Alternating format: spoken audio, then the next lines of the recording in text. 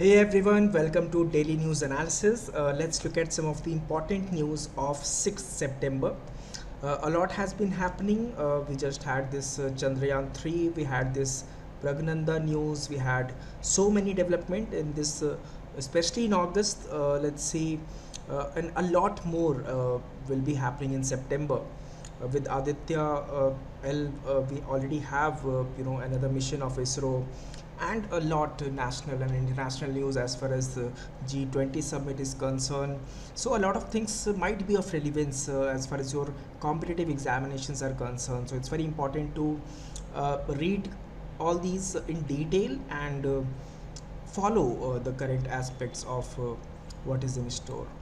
Starting with a legal news, that is the Supreme Court bench has reserved verdict in Article 370 abrogation challenge. As you know that Article 370 was abrogated, and then it was challenged that can we abrogate that? Can the Parliament do that? Legally.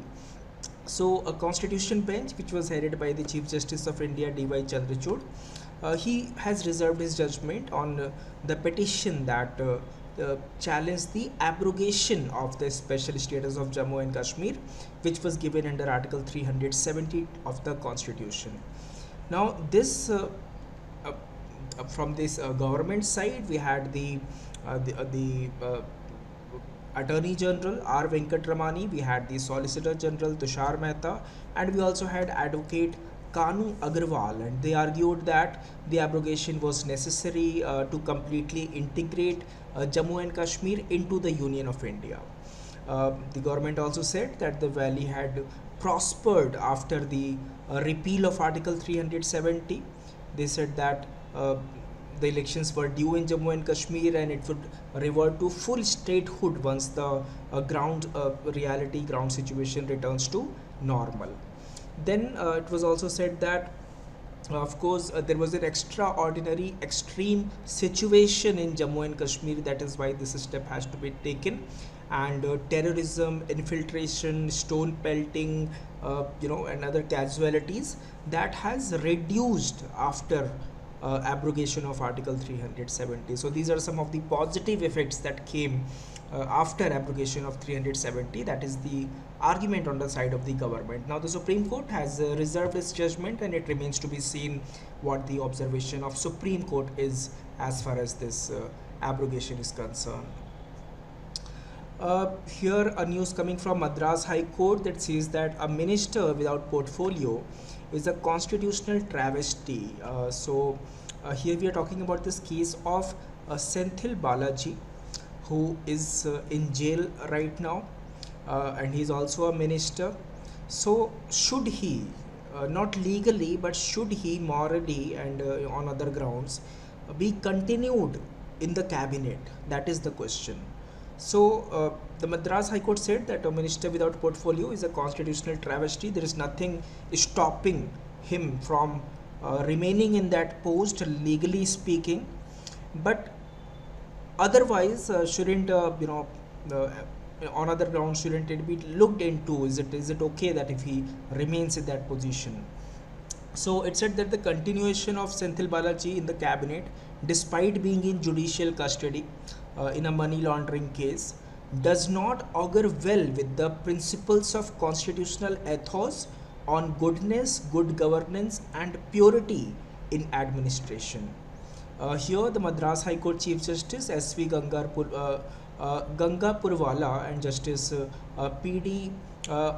Adikeshwalu, they expected Chief Minister of Madras, M.K. Stalin, to take a call on the arrested minister's continuation in the cabinet purely on concerns over constitutional and public morality, though a person in judicial custody was not barred either under the constitution or any statute from continuing as a minister. So as far as law is concerned, as far as constitution is concerned, there is nothing barring him from continuing as a minister, but still as far as the ethos is concerned, as far as the public morality and purity of administration is concerned, on those grounds should he be removed from his position? That is what has been pitched here by the Madras High Court.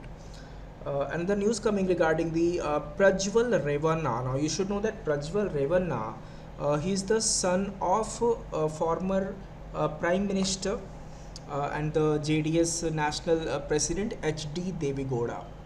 He, uh, he the court had set aside his election on the grounds of corruption, and he had moved the Karnataka High Court seeking a stay of this order that declared his election to the Lok Sabha null and void. Now he made the request for staying the verdict till he filed an appeal before the Supreme Court challenging the High Court order. Uh, Here, the Delhi High Court is saying that the word service charge can be replaced with the word staff contribution. As you know that service charge is not something that the government imposes. When you go to a restaurant, when you go to a hotel, you have GST, you have other items. Then there is a service charge which should not be more than 10%, and it is optional. It is not mandatory for you to pay. So instead of using the word service charge, you should use the word staff contribution, is what the Delhi High Court is saying. The issue here is that this direction came while hearing a petition against the guidelines that prohibited hotels and restaurants from automatically levying service charge on food bills. So Justice Pratibha Singh directed the Federation of Hotels and Restaurants Association of India to clearly specify this charge on menu cards, adding that this amount should not be over 10% of the bill. The restaurants will make it clear that it is not a levy by the government. That is also very important. Now, the Central Consumer Protection Authority on 4th July 2022 banned restaurants and hotels across the country from adding service charge to food bills. Then, the National Restaurants Association of India and the FHRAI, they subsequently challenged the decision in the High Court, which stayed the CCPA order.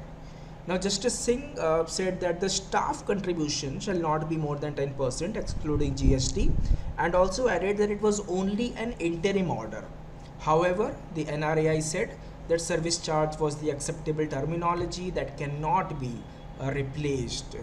So, now the court has listed the matter for further hearing on 3rd October. As you know that there is a lot of debate in the country right now regarding the name of India. Should we call it Bharat or should we call India?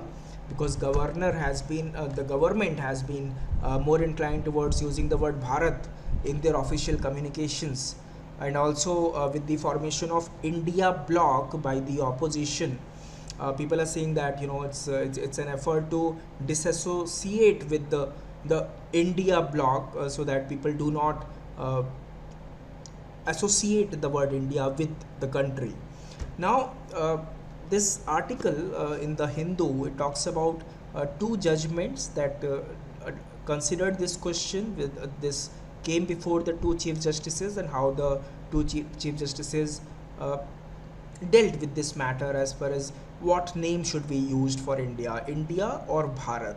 So the Chief Justice of India, one Chief Justice of India, upheld the right of the individual to choose between the two. It's up to you whether you use India, whether you use Bharat. There is no compulsion on that. However, another Chief Justice, his successor, he suggested nudging the government about it. That okay, if any change has to be done, it has to be done by the government. So the hearings in the Supreme Court happened years before this current issue. Currently what is happening is in the G20 summit that is going to happen, the invitations that have been sent out, that says that President of Bharat instead of saying President of India, which was always the traditional way of addressing in any official communication. So now the people are thinking that the government is using the word Bharat. I won't say renaming, because Article 1 of the Constitution already says that India, that is Bharat, that is both is the name of our country, India and Bharat. It's not India or Bharat. Both are equally the name that is used for our country. But since government is now more inclined towards using the word Bharat, hence the debate. So Chief Justice of India in March 2016, T.S. Thakur, he told activist Niranjan Bhatwal from Maharashtra that it was his choice to call his country Bharat or India. Nobody, no authority, no state, no court had the power to dictate to citizens that what they should call their country. So it's optional. Then Mr. Bhatwal also sought the clarity on the phraseology of Article 1 of the Constitution, which says that India, that is Bharat, shall be a union of states. He argued that the word India was not a literal translation of the word Bharat. He said that history and the scriptures knew the country as Bharat, and India is more of a colonial import. So the activist had contended that India was a name coined by the British, and citizens need to have an unambiguous understanding of what they should call their country. So in this case, it was held that it is optional. A second petition was before the Chief Justice in June 2020, S.A. Bobde. The country that time was grappling with pandemic, and the plea wanted India to be struck off Article 1, saying that there should be uniformity about the name of the nation. Now Chief Justice Bobde responded by pointing out to the petitioner that Bharat and India are both names given in the constitution, and although the Chief Justice did not entertain the petition, he suggested that it could be transformed into a representation and forwarded to the central ministries, primarily the Union Home Ministry, to in case there is any changes required. As I was telling you that the Bharat replaces India in G20 invite from President. So the invitations that have been sent out to the leaders, to the chief ministers, to the people who will be participating in G20 summit, it says from the President of Bharat rather than President of India. So the invitation sent by President Draupadi Murmu to the heads of the states and governments and the chief ministers of Indian states for an official banquet on the occasion of G20 summit, it created a flutter as the word India was replaced with Bharat. Instead of the usual President of India, the invitation card said President of Bharat. Then there are legal experts that are saying that it can be used interchangeably. It's not much of a debate because the Constitution of India uses both the names. It says India, that is Bharat. So it does not matter whether you use India or you use Bharat, and I don't know why there is a controversy about it. Anyone can use any name. Although you cannot force the citizen to use only one name until and unless there is an amendment in the Constitution and you delete one name. As of now, as per the existing structure, no change is required, and if the government prefers the word Bharat over India, it can use the word Bharat over India in all its official communication, because both are the names given in the Constitution that can be used interchangeably, and there should not be any problem with that. Talking about the startups, as far as space startups are concerned, there were only 4 space startups in 2014, and the number has increased to 150 in 2023. So the space economy is now valued at $8 billion, so that's a good number. Then inflation will stay elevated over the next few months as per as S&P Global report is concerned. So inflation in India is likely to remain elevated in the near term, but the government policies will prevent it from rising further. Now the S&P Global Ratings economist Vishrut Rana, he said he gave this data. The consumer price index based retail inflation spiked to a 15-month high of 7.44%, with specific food commodities mainly driving the increase.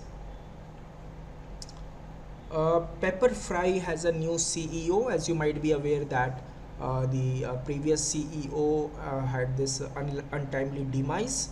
So Pepper Fry, which is an e-commerce furniture and home goods marketplace, it has announced the elevation of its co-founder Ashish Shah as the Chief Executive Officer. Now this appointment followed the untimely demise of Ambrish Murthy, who was the Pepper Fry's co-founder and former CEO. The company also announced that it had raised $23 million in funding from existing shareholders.